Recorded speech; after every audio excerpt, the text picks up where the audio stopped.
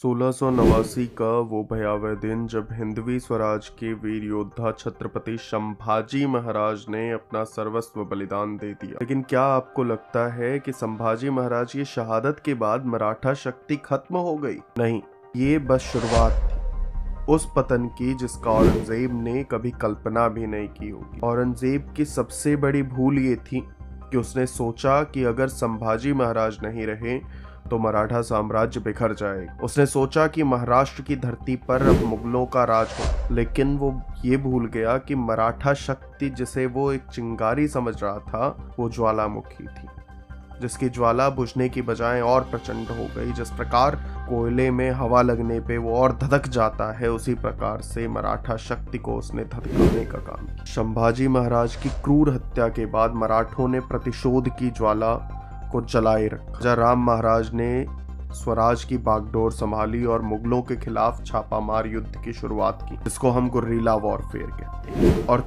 इसको तेज कर दिया। रात के अंधेरे में मराठा सैनिक बिजली की गति से हमला करते और सुबह तक गायब हो जाते। औरंगजेब की विशाल सेना इस रणनीति से पस्त होने लगी। औरंगजेब ने मराठा शक्ति को कुचलने के लिए अपनी पूरी ताकत लगा दी, अपने सभी सूबेदारों को तैनात किया, लेकिन मराठों ने उसकी सेना को टुकड़ों में बांट दी। महाराष्ट्र के किले एक एक करके मराठों के कब्जे में आने लगे और एक एक करके औरंगजेब अपनी सभी लड़ाइयां हारने लगा। औरंगजेब के सेनापति हताश होने साल 1707 औरंगजेब अब 90 साल का हो चुका था। पिछले 27 साल उसने तख्तर में बिताए, लेकिन जीत की एक भी किरण उसे नसीब नहीं हुई।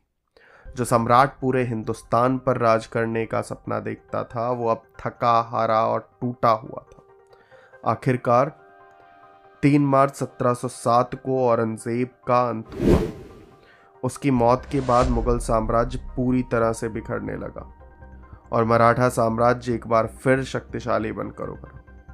और इसके बाद यदि आप इतिहास देखें तो मराठा साम्राज्य केंद्र में आकर मुगल शासन को चलाने की स्थिति में था, जहां पे मराठा ये तय करने लगे कि अब मुगलों में गद्दी पर कौन बैठेगा और किसके हाथों में कमान होगी।